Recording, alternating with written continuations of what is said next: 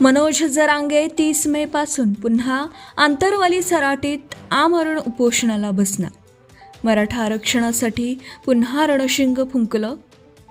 मराठा आंदोलक मनोज जरांगे पाटील यांनी मराठा आरक्षणासाठी पुन्हा एकदा रणशिंग फुंकलं आहे. 30 मे पासून मनोज जरांगे पाटील हे आंतरवाली सराटीत पुन्हा आमरण उपोषणाला बसणार आहेत.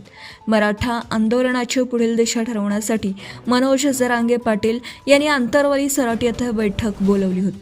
यावेळी समर्थकांना संबोधित करताना त्यांनी ही घोषणा केली आहे.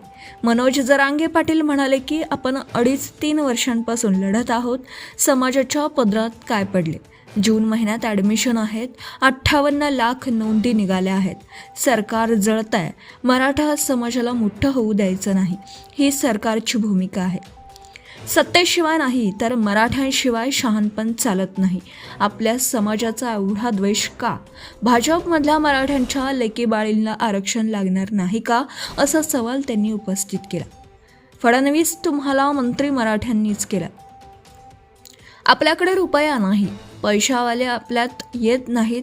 मी प्रामाणिक आहे. आपल्याला वारंवार लढावं लागणार आहे. मुंबई तुम्ही विचाराने जिवंत केली. मुंबईतील लोक आम्हाला पुन्हा येणार म्हणून विचारतात. आता आंदोलन असं करायचं की पुन्हा फडणवीसांना चारी दिशेला काही दिसेल नाही पाहिजे. नुसते मराठेच दिसले पाहिजेत. मी फडणवीसांना दोष देत नाही. तुम्ही हैदराबादचा GR काढला, पण तुम्ही का रोखले? फडणवीस तुम्हाला मंत्री मराठ्यांनीच केला. अधिकारी प्रमाणपत्र देत नाहीत, त्याला फडणवीस साहेबच जबाबदार आहेत. फडणवीस साहेबांनी विधानसभेत एक भाषण केलं होतं, मंत्र्यांना किंमत नाही, मुख्यमंत्री सर्वेसर्वा आहेत.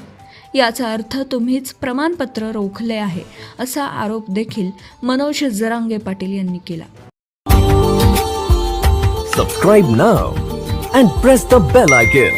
Never miss an update.